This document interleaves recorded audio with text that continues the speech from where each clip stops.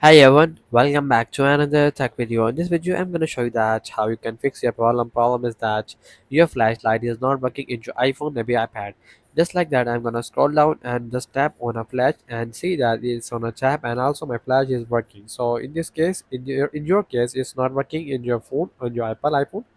So how you fix your that is simply just go back and simply just go to settings of your iPhone, and you have to make sure that you have a updated version of iOS in your iPhone, maybe iPad. So make sure that just go to software update and just update the latest iOS version in your iPhone, maybe iPad. After that, simply just scroll down and also just transfer reset iPhone. Just tap on that and just tap on reset and just reset all settings and also tap on reset network settings. After that, simply just go back again back and just simply just go back and simply just turn off your iPhone. Just tap a power button and a volume up button.